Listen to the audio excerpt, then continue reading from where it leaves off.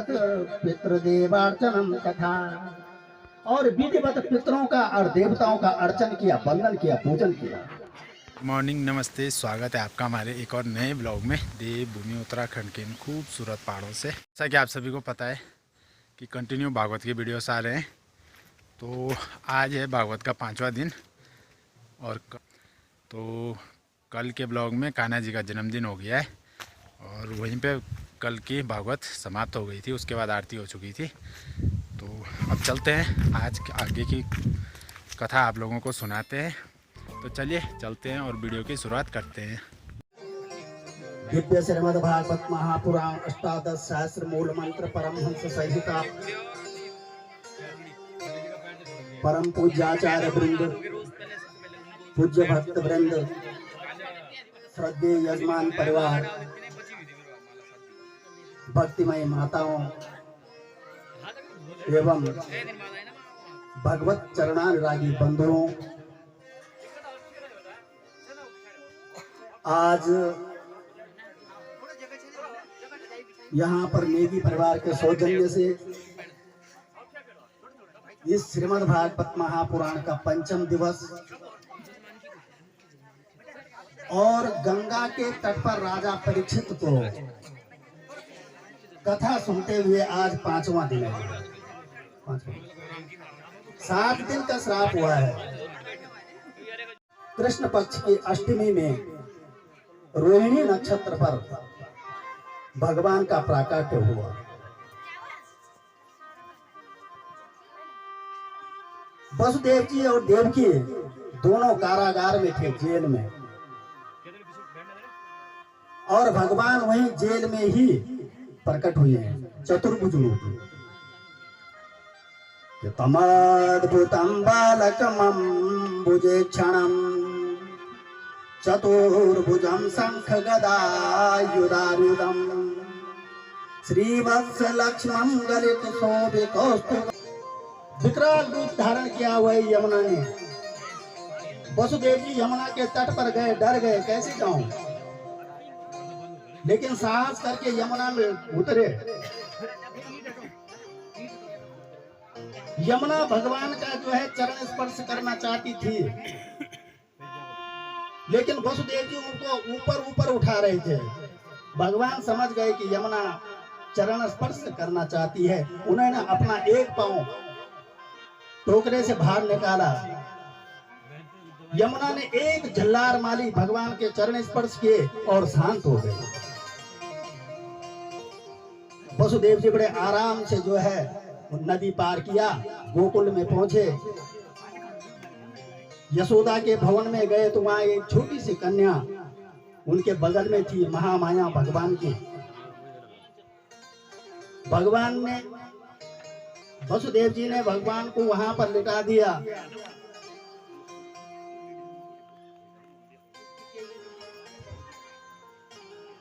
उस छोटी सी कन्या को उठा करके लाए और रात में ये सब काम हुआ महाराज। उस कन्या को लेकर के आए। जैसे ही कारागार में पहुंचे,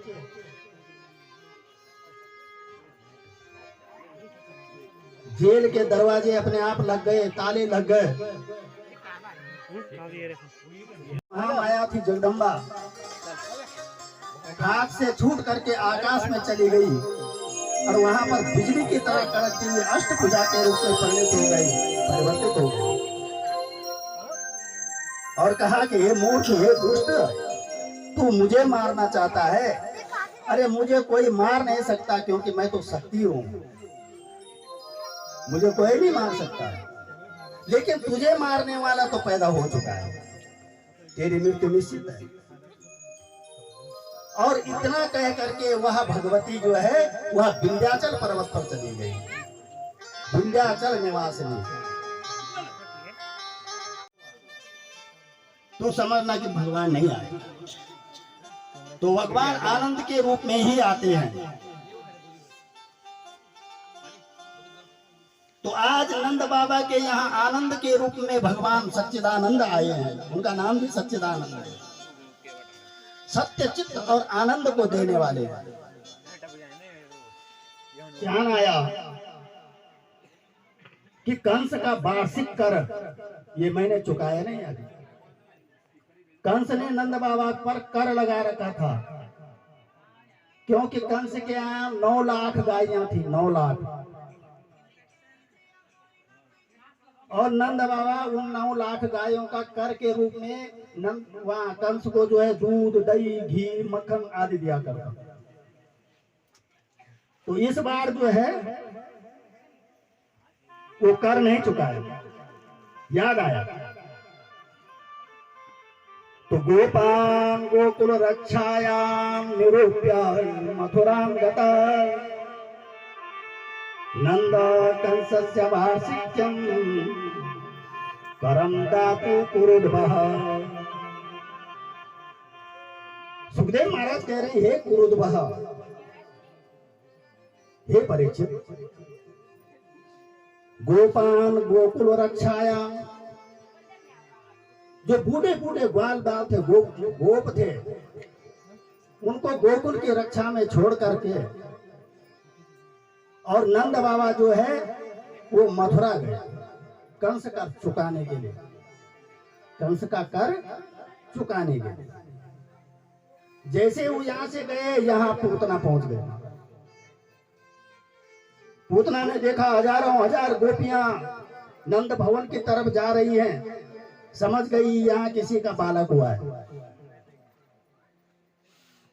राक्षसी थी महाराज, माई हुई। उसने तुरंत एक बहुत सुंदर स्त्री का रूप धारण किया और वह भी गोपियों के साथ में ब्रजमंडल वो नंदालय की तरफ चली, नंद भवन की तरफ। सब जा रहे थे बधाइयां देने, पूतना भी चल पड़ी उनके साथ।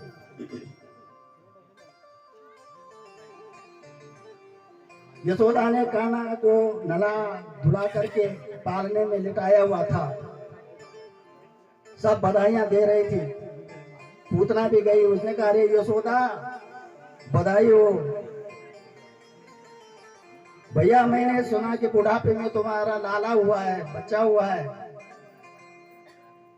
यशोदा ने देखा कि हमारे गांव में इतनी सुंदर स्त्री कहां से आई, लेकिन पूछने का साहस नहीं हुआ, क्योंकि ये बधाई देने वाली अगर मैं पूछूंगी कि तुम कौन हो तो नाराज हो। तो कहा हाँ बहन, बेटा हुआ है। तो अपने लल्ला के दर्शन करा। यशोदा ने कहा अभी नला धुला करके मैंने पालने में रखा है, वहीं जा करके दर्शन कर। और पूतना इसी अवसर की तलाश में थे, कब मौका मिले। जैसे ही पालने की तरफ गई, भगवान ने देखा तिरछी नजर से, ओहो पूतना आ रही है, कंस की बहन। तो कंस मामा बहुत छोटी उम्र में, सब देख लिया, क्योंकि जितने भी वहां पर गोप ग्वाले थे ये सब भगवान के अंश अवतार जन्म ले रखा था सबने। भगवान ने सबने सारे समस्त देवताओं को आदेश दिया कि तुम जाकर के ब्रजमंडल में गोप और ग्वालों के रूप में जो है जन्म अवतार हो। तो भगवान ने सारा घूम करके देख ले, ये फलाने का घर है, ये मधुमंगल का है, ये सुदामा का है, ये श्रीदामा का है। उस तृणावर्त के कंधे पर बैठे हुए हैं भगवान। अब भगवान ने पूरा विश्व भार लिया, लेकिन वो आते नहीं। भोजन करन बुलावहि राजा, नहीं आवत त्यज बाल समाजा। राजा दशरथ भोजन करने के लिए बुला रहे हैं, लेकिन नहीं आवत त्यज बाल समाज। लेकिन अपने बाल समाज को छोड़ करके वो नहीं आते, खेलते रहते हैं बच्चों के साथ। ऐसे ही भगवान कृष्ण बलराम जो है अपने सखाओं के साथ खेल रहे हैं। मधुबन मोहि पठायो, प्रातः काल ही जो है भोर भयो गयन के, प्रातः काल मेरे को गायों के पीछे भेज दी। मैंने कब माखन खाया? तो बेटा ये ग्वाल बाल ये गोपियां क्यों कह रही हैं? बोला ग्वाल बाल सब बैर करत हैं, बरबस मुख लपटायो। ये ग्वाल बाल सब मुझसे बैर करते हैं, ये अपने आप निकालते हैं, खाते हैं और मेरे मुंह पर लगा देते हैं, और मैं पकड़ा जाता हूं, मैं सबसे छोटा हूं। तू जननी मन की अति भोरी, इनके कहे पति आया। हे मां, हे जननी, तू मन की इतनी भोली है कि मेरे बात पर तुझे विश्वास नहीं आ रहा है। अरे इनके कहे पति आयो, अरे इनके बातों पर तुझे विश्वास हो रहा है। अब जब ऐसी बात सुनी यशोदा ने तो डांटा उन गोपियों को, कब फिसल करके गिर पड़ी और भगवान भाग गए। चिल्लाई यशोदा, अरे बलराम इधर आ, पकड़ इसको, आज इसको मैं मारूंगी बहुत। जब ये इतना उत्पात अपने घर में कर रहा है तो बाहर में न मालूम क्या करता था। ये गोपियां सही कहती थी, उस समय मैं उनको डांट देती थी, भगा देती थी, लेकिन वो सही कहती थी, ये महादुष्ट हो गया। इसलिए पकड़ इसको, डंडा लेकर के चली उसके पीछे, आगे आगे कृष्ण पीछे, यशोदा। भगवान पकड़ में नहीं आए। अब आप अगर आपका बच्चा है कोई छोटा तो आप दौड़ेंगे उसके पकड़ सकोगे उसको? नहीं पकड़ सकोगे। ऐसे यशोदा भी नहीं पकड़ गई, थक गई, मोटी है। भगवान ने देखा माँ थक गई है, और भगवान ने कहा माँ क्या हुआ? बेटा इधर आ। अच्छा मारोगी तो नहीं? कि नहीं मन नहीं मारूंगा। तो ये डंडी फेंक दे पहले, ले बेटा फेंक दे। और जैसे आया गप से पकड़ा उसको, बेटा आज तो तुझे मैं बताऊं, एक पुराना सा ओखल था, उगल्यार लकड़ी को, बहुत बड़ा, पहले लकड़ी के होते थे उगल्यार। बलराम से कहा ला रस्सी, और उसको उस ओखल पर बांधने लगे। पहली रस्सी बांधी, महाराज 2 अंगल कम पड़े, छोटे हो गए। बोला और ला, सब लाए। जितनी भी गायें थे उन गायों के दांव बोलते हैं, वो दांव भी लगा दे, लेकिन 2 अंगल कम। तदपि द्वय अंगुलम न्यूनम यद यद आदत बंधनात्, तदपि द्वय अंगुलम न्यूनम, जितनी रस्सी लगाती वो 2 अंगुल छोटे पड़ जाते।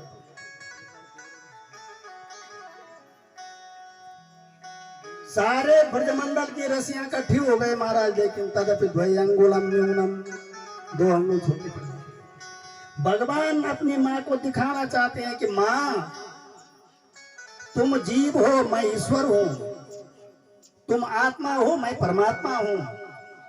यही अंतर है, 2 अंगुल का अंतर ही यही है। जीव चाहे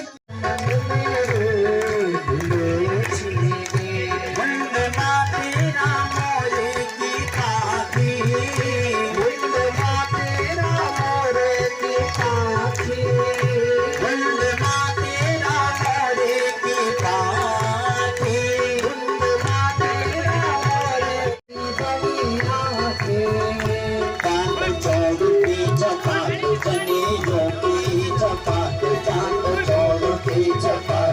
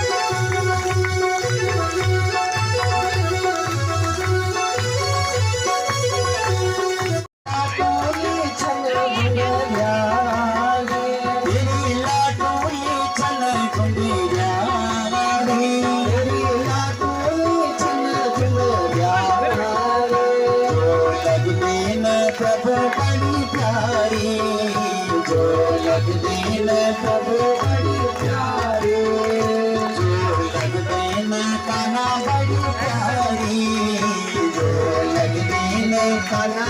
चलो भैया वहां पर गेम खेलते हैं यमुना के तट पर। उस कुंड का नाम कालिया दाह था, क्योंकि वहां कालिया रहता है। और भगवान ने खेलते खेलते अपनी जो गेंद थी वो उस कुंड में डाल दी। अब सारे जो है वाल वाल कहने लगे कि भैया अब क्या करें, गेंद तो वहां गिर गई, अब क्या खेलें। भगवान ने कहा तुम चिंता मत करो, मैं गेंद लेकर के आता हूं। ग्वाल वालों ने कहा वहां मत जाना, कालिया रहता है वहां, भैया वहां का तो पानी पीना भी दूभर है। भगवान ने कहा तुम चिंता मत करो, एक कदम्ब के वृक्ष पर चढ़े और वहां से छलांग मारी सीधे कालिया दाह में। इधर जो है सारे ग्वाल बाल चिल्लाते चिल्लाते घर की तरफ भागे। उस दिन बलराम जी नहीं आए थे, बिना रामेण गा कृष्णा, बिना बलराम जी के साथ आए थे। बलराम जी घर पे थे। सारे लोग सारे ग्वाल बाल घर गए, यशोदा को बताया कि वो जो है कालिया दाह में गिर गया है, गेंद लेने के लिए गया है। सारे गांव के सारे ब्रजमंडल के सब दौड़ते भागते आए उधर। यशोदा बेहोश हो गई। सब भाग रहे हैं जैसे पशु भागते हैं, पशुवत भाग रहे हैं। जैसे ही भगवान उस कालिया दाह में गए तो जो नाग, उस कालिया के नाग की जो पत्नियां थी वे सजग हो गई। उन्होंने देखा एक सुंदर सा बालक 7 वर्ष का, 7 वर्ष की, यहां कैसे पहुंच गए।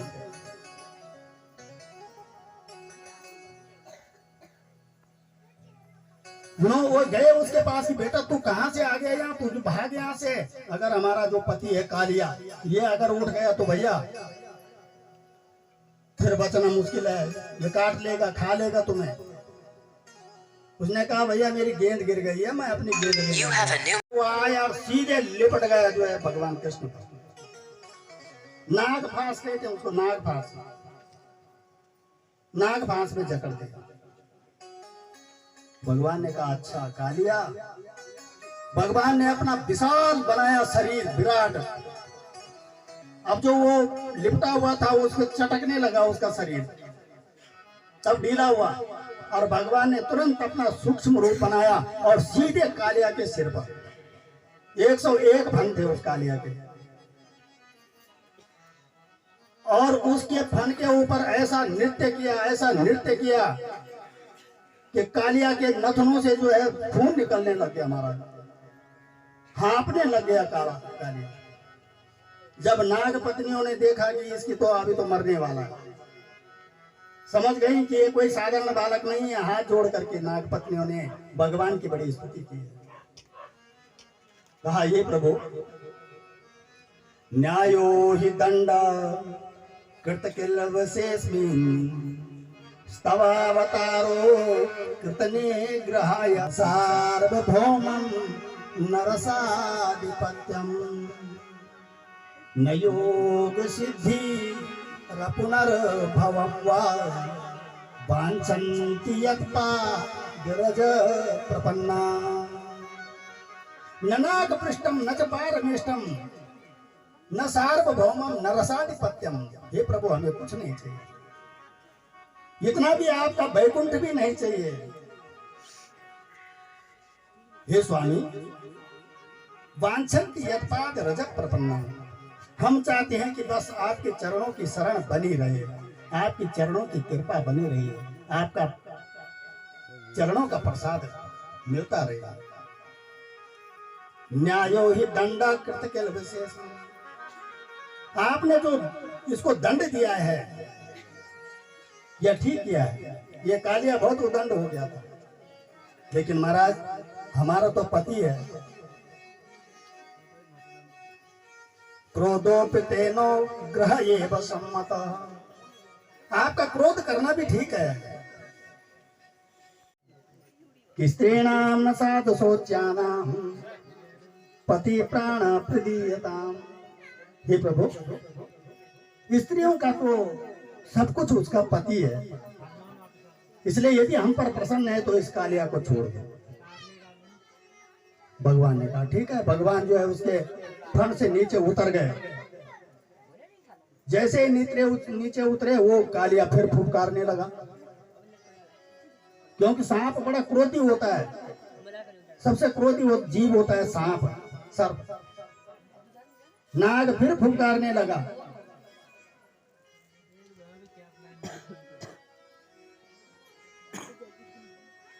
तो भगवान ने कहा देख कालिया, तू अभी भी समझ जा, नहीं तो फिर मैं अगर चढ़ गया ऊपर फण के ऊपर तो फिर बुरे हाल हो जाएंगे। उसने कहा महाराज मेरा कसूर क्या है? उसने कहा तू वहां से रमणीक द्वीप छोड़ करके तू यहाँ आया है, यहाँ हमारी गायें पानी पीती हैं, सब बेहोश होकर के मर जाती हैं, इसलिए तू यहां से चले जा। कालिया ने कहा महाराज नहीं कृष्ण, हम नग्न अवस्था में बाहर नहीं आ सकते। तो जब तुम नग्न अवस्था में बाहर नहीं आ सकती हो तो नग्न अवस्था में तुमने स्नान किया कैसे? क्योंकि यमुना के जल में तो भगवान वरुण देव का वास होता है। उस समय तुमको शर्म नहीं आई? में स्नान कर रही हो तो जल में तो वरुण देवता का वास होता है, उस समय नहीं लगी शर्म। और मुझे तुम कहती हो कि पतिम में कुरुते नमः, कि नंद बाबा का जो बेटा है, नंद बाबा को जो लाला है उसे हम पति रूप में, तो अब मुझसे किस बात की शर्म? आओ और ले जाओ। बेचारी गोपियां बड़ी मुश्किल से वहां से बाहर निकली और भगवान ने उनको उनके वस्त्र लौटाए और संसार को ये शिक्षा दी कि कभी भी जल में नग्न अवस्था में स्नान नहीं करना चाहिए, वस्त्र पहन करके स्नान करना चाहिए, क्योंकि जल में वरुण देवता होते हैं, वरुण देवता। तो इसलिए वरुण देवता का अपमान होता है, इसलिए जैसा भी वस्त्र हो वस्त्र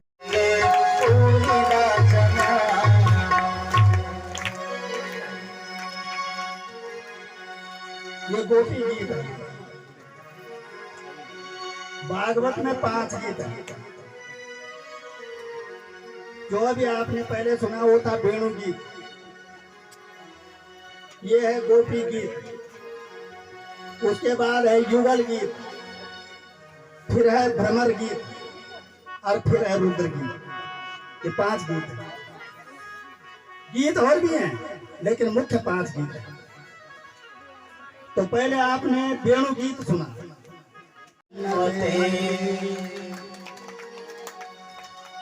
गोपियां कह रही हैं कि हे कृष्ण तेरी जय हो, और खाली जय नहीं, जयत ते अधिकम, अधिकम ते जयत, तेरी बहुत जय हो, बहुत जय।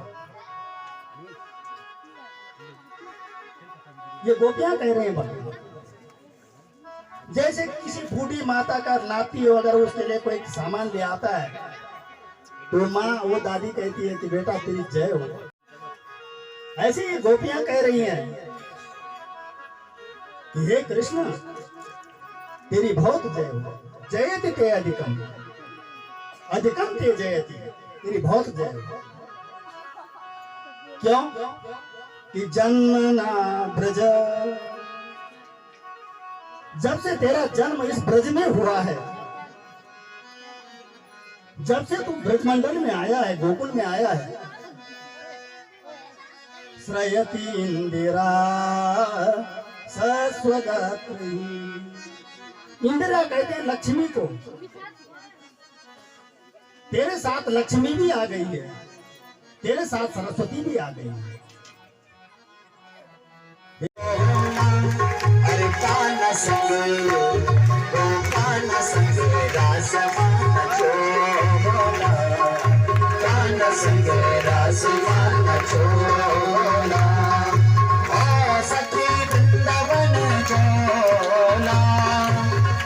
सखी वृंदावन जोला कान संग रस मान छोला कान संग रस मान छोला